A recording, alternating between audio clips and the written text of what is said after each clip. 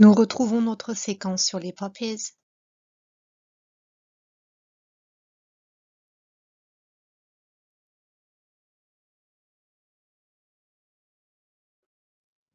Donc vous le savez, Poppy Day, c'est le 11 novembre, the 11th of November, dans les pays du Commonwealth. Vous avez préparé l'exposition qui est au CDI à ce sujet-là.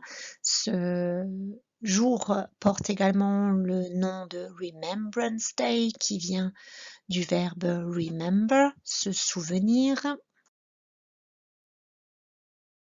Cette tradition du Poppy Day remonte donc à la Première Guerre mondiale, the First World War, et cette tradition découle d'un poème que nous avions étudié en classe, Flanders Fields, donc les champs des Flandres, les Flandres étant une région de Belgique frontière avec le nord de la France.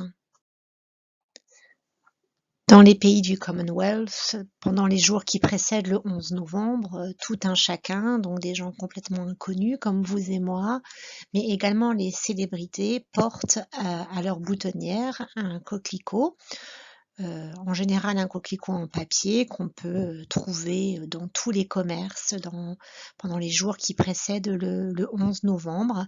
Et donc on porte ce coquelicot en papier à la boutonnière pour commémorer les soldats morts au combat. Lors du dernier cours avant les vacances, je vous avais projeté cette photo. Vous m'aviez dit que c'était Londres. Vous aviez eu raison.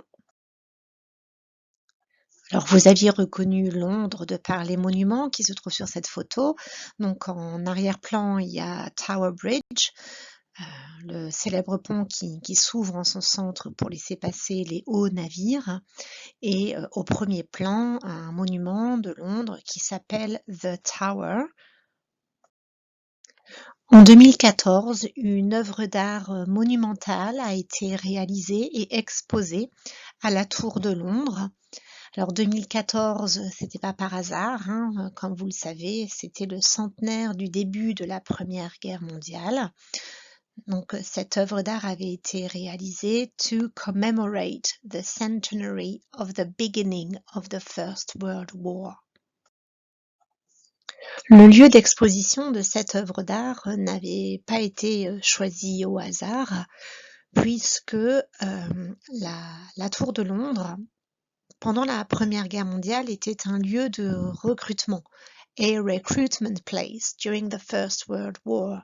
Donc un lieu de recrutement, comme vous le savez, c'est un lieu où les jeunes hommes pouvaient se rendre pour s'enrôler dans l'armée, pour aller se battre pour leur pays. Je vous laisse observer de plus près cette œuvre d'art.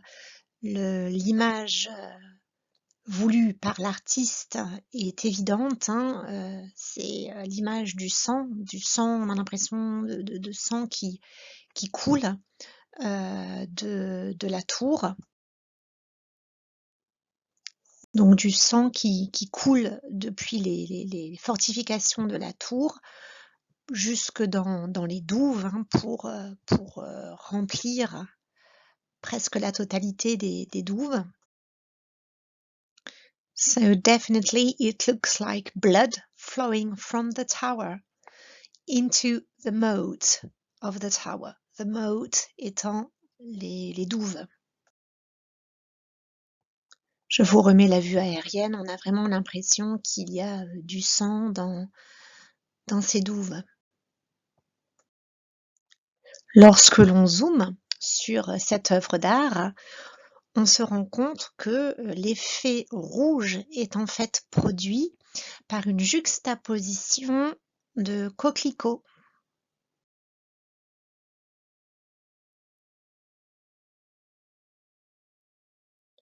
Donc cet effet de marée de sang a été produit par la juxtaposition de milliers de coquelicots en céramique.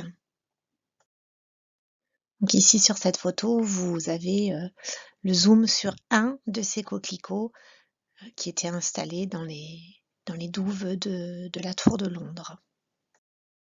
Donc dans les prochaines semaines, je vous propose d'étudier comment cette œuvre d'art a été réalisée et comment elle a été installée dans les douves et autour de la Tour de Londres. À savoir que donc vous allez voir qu'elle a été exposée un petit bout de temps, puis elle a été démantelée et chacune de ces fleurs a été vendue pour générer de l'argent qui ont été donnés à des œuvres caritatives. Donc vous allez étudier et trouver combien il a fallu de fleurs pour réaliser cette œuvre d'art et vous pourrez faire le calcul du montant de l'argent qui a été récolté pour les œuvres caritatives.